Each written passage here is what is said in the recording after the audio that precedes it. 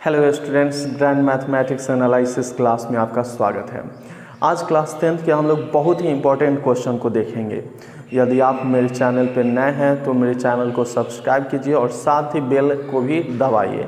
इससे आपको क्या होगा, जब भी कोई नया क्वेश्चन अपलोड होगा और बेल का घंटी आपको सुनाई देगा और आप सतर्क हो जाइएगा कि क्वेश्चन आ चुका है, हमें बनाना है। तो आज का पहला क्वेश्चन हम देखते हैं 76 से। इससे पहले का जो भी क्वेश्चन है आपने नहीं बनाया है तो प्लेलिस्ट में जा कर के उन क्वेश्चनों को देख लीजिए।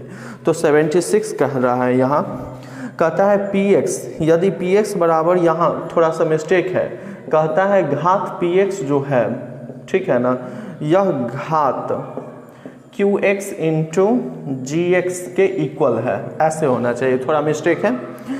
और उसके बाद कहता है घात px जो है, घात px हमें दिया हुआ है, यहाँ घात px जो है ये 6 है और gx का घात जो है, gx का जो घात है ये हमें दिया हुआ है 2।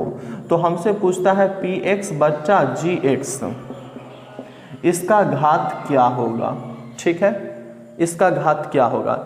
इसको समझने के लिए हम इसको ऐसे बना देते हैं, यहाँ px का घात 6 है तो इसको मान लेते हैं x के पावर 6 और gx का घात यहाँ 2 है तो इसको मान लेते हैं x के पावर 2। इस समझने के लिए तो हमें कहता है यहाँ px बट्टा gx का घात क्या होगा, px बट्टा gx का घात क्या होगा। तो यहाँ px के लिए आ गया है x के पावर 6 और यहाँ gx के लिए आ गया है x के पावर 2।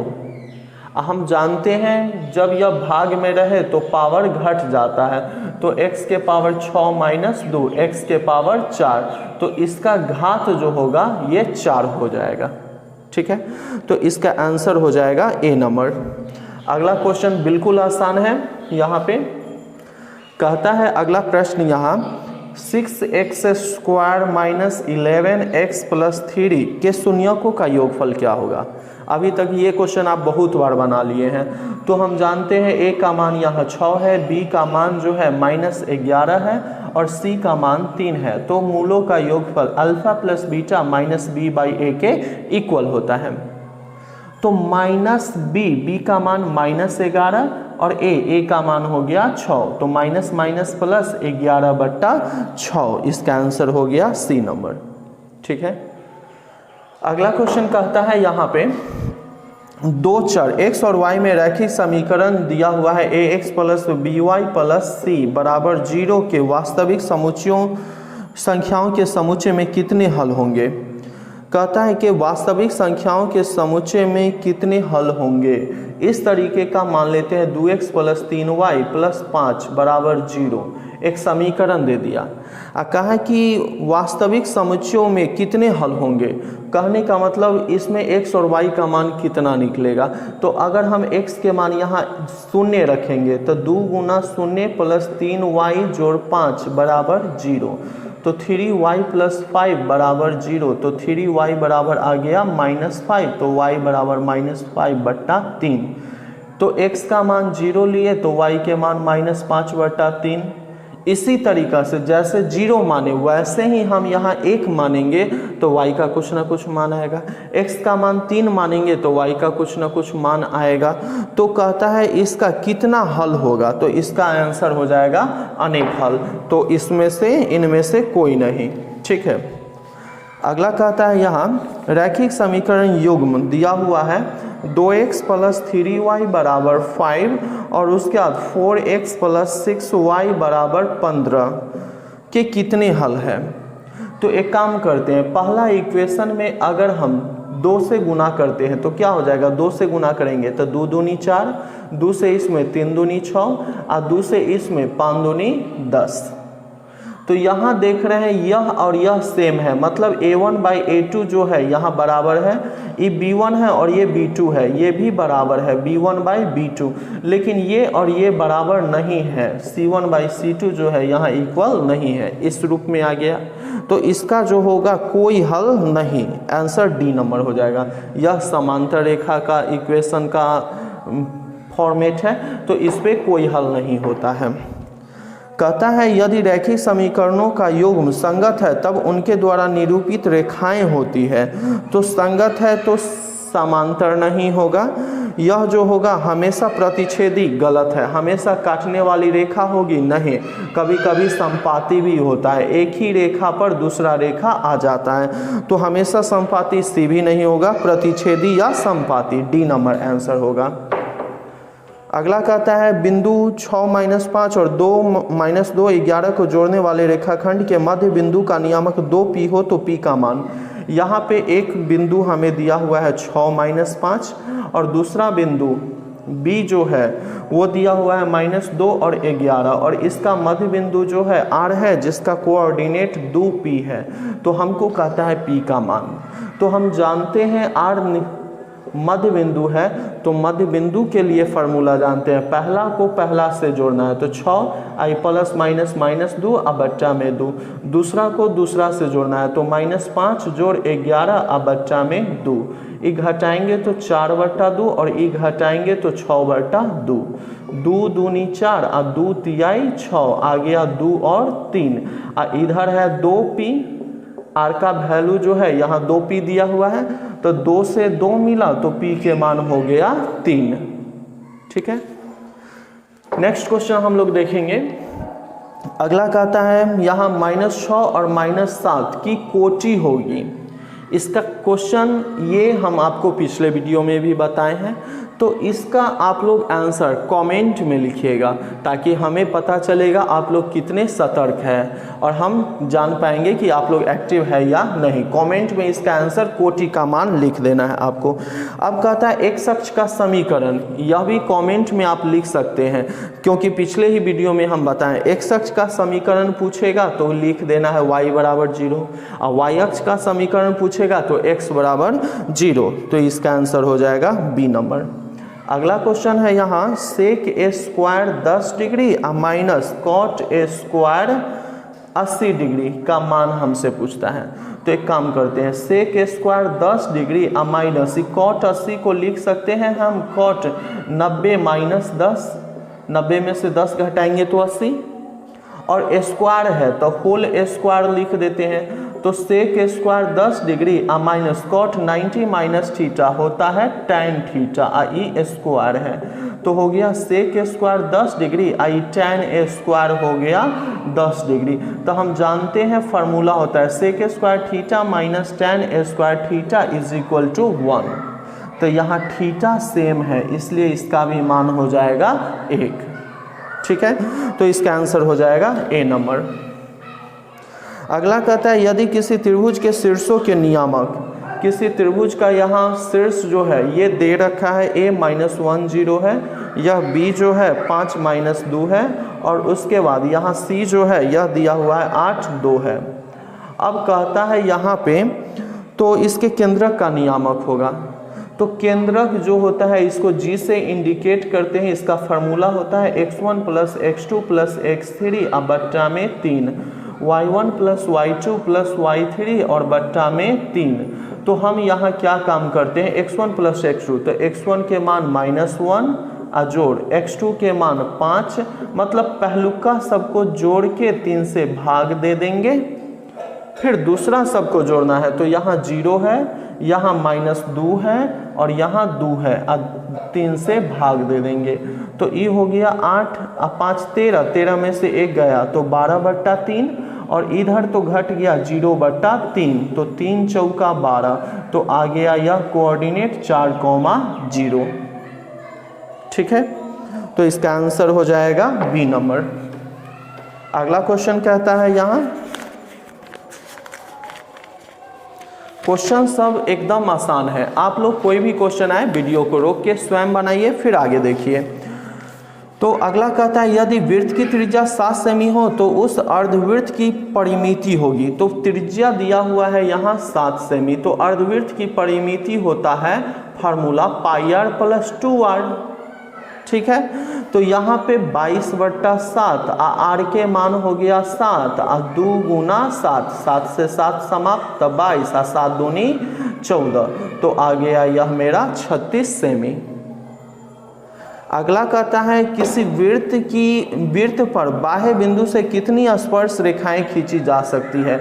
यह वृत्त है और यहाँ बिंदु P है, तो P से कितना स्पर्श रेखा खींचा जाएगा, यहाँ देख लीजिए आप लोग, 2 से अधिक नहीं खींचा जाएगा। बाह्य बिंदु से वृत्त पर केवल 2 स्पर्श रेखा खींची जा सकती है, तो इसका आंसर हो जाएगा बी नंबर। अब कहता है 1 + cot स्क्वायर थीटा किसके बराबर होगा। तो हम लोग जानते हैं ये तो फार्मूला ही होता है, यह कोसेक स्क्वायर थीटा के इक्वल होता है, तो इसका आंसर हो जाएगा सी नंबर। अगला क्वेश्चन देख लेते हैं। कहता है tan 10 degree into tan 15 degree into tan 75 degree into tan 80 degree. अब इसको ट्रिक से बनाएंगे, जिसका जिसका जोड़ 90 हो उसको साथ रख लेंगे, तो 10 80 का जोड़ 90 है, तो tan 10 degree into tan 80 degree, ये दोनों को अलग रख लेंगे, tan 15 डिग्री इंटू tan 75। अब सुनिए, ये दोनों का जोड़ जो है 10 80 90, यहाँ भी 15 75 90, तो इसका मान 1, इसका भी मान 1 बराबर 1। ये हुआ ट्रिक। क्यों? जब दोनों सेम रहे, साइन और दूसरा भी साइन रहे और दोनों का जोड़ 90 पूरे गुना में रहे, तो उसका मान 1। यहाँ अगर मान लीजिए कॉस है और यहाँ भी साइन है, ये tan है, यहाँ पे जो है हम हल्का मिस्टेक कर दिए, इस tan को अगर हम बदलेंगे तो ये cot में हो जाएगा। जैसे देख लीजिए, ये tan 10 डिग्री है, इस tan को क्या लिख सकते हैं, tan 90 माइनस 10 लिख सकते हैं, और यहाँ भी इंटू tan 15 है तो 15, इसको क्या लिख सकते हैं, tan 90 माइनस लिख सकते हैं 15। तो हम जानते हैं ये तो tan 10 हो ही गया, और tan 90 minus theta cot theta होता है, इंटू tan 15 हो ही गया, और tan 90 minus theta cot theta, तो cot 15। अब इसका मान जो होगा 1 और इसका भी मान होगा 1, गुना किए तो 1। ठीक है, तो ये ध्यान में अपना रखिएगा। अगला क्वेश्चन कहता है tan थीटा √3 है, तो थीटा सेक थीटा का मान क्या होगा। तो सबसे पहले यहाँ tan थीटा √3 है, तो हम थीटा का मान निकाल लेते हैं। tan थीटा, अब इस tan में कितने पे आता है मान, तो यह tan में 60 पर मान आता है, तो tan से tan समाप्त, थीटा बराबर 60 डिग्री। इस तरीके का एक क्वेश्चन रहेगा, आप लोग गौर से देखिए। तो कहता है सेक थीटा कितना होगा, सेक 60, इस सेक थीटा, तो सेक थीटा, थीटा के पोजीशन पर 60 रख दिए, तो cos 60 के मान होता है 1/2, तो सेक 60 के मान हो जाएगा 2। ठीक है, अगला क्वेश्चन कहता है निम्नलिखित में कौन अपरिमेय नहीं है, कौन अपरिमेय नहीं है। तो पाई अपरिमेय संख्या है, √7 अपरिमेय है, √2/√5 अपरिमेय है, और 3√75 अब बट्टा में है √48। तो 3 ये दोनों के एक गो में कर देते हैं, ठीक है ना। तो 3 से 25 बार, 3 कहीं 3 6 18, तो 3 ये हो गया 25/16, तो 3 25 के वर्गमूल 5 और 16 के वर्गमूल 4, तो 15/4, यही जो है मेरा परिमेय संख्या है। तो कहता है कौन अपरिमेय नहीं है, तो आंसर हो जाएगा डी नंबर। ठीक है, अगला कहता है यहाँ यदि अल्फा और बीटा द्विघात बहुपद x² प्लस -3x + 5 के शून्यक हो, तो अल्फा प्लस बीटा मूलों का योगफल किसके बराबर होगा। तो a के मान 1 है, b के मान x का गुणांक -3 है, और c का मान 5 है। तो कहता है मूलों का योगफल किसके बराबर होगा, तो हम जानते हैं -b/a के बराबर होगा। ये क्वेश्चन ऑब्जेक्टिव में आएगा, आप लोग नोट कर लीजिए, पूरा 100% विश्वास दिलाते हैं ये क्वेश्चन रहेगा, तो आप लोग प्रयास कीजिए। तो माइनस माइनस प्लस, इसका आंसर हो गया ए नंबर। अगला क्वेश्चन कहता है 93 नंबर, द्विघात बहुपद x² + 1/6x - 2 के शून्यक होंगे, इसका शून्यक कौन होगा। तो शून्यक निकालने के लिए 0 के इक्वल कर देते हैं। तो अब 6 एलसीएम हो गया, तो 6x² प्लस x 6 दूनी 12 बराबर 0। तो 6x² प्लस x माइनस 12 बराबर 0। तो हो गया 12 छक्का 72। 72 का फैक्टर तोड़ लेते हैं हम, इसको गुना किए तो 2 से 36 बार में, 2 से 18 बार में, 2 से 9 बार में। तो यहाँ हो ही गया 2 दूनी 4 दूनी 8, 8 नामा 72। तो लिखेंगे यहाँ पे हम 9x माइनस 8x माइनस 12 बराबर 0। 3x कॉमन लेंगे तो 2x 3 तियाई 9। अब माइनस यहाँ 4 कॉमन लेंगे तो 2x 4 तिया 12 बराबर 0। तो अब बीच वाला सेम है तो 2x प्लस 3। अब बाहर वाला तो यहाँ 3x है और यहाँ माइनस 4 है बराबर 0। ठीक है, तो ये हो जाएगा 2x प्लस 3 बराबर 0।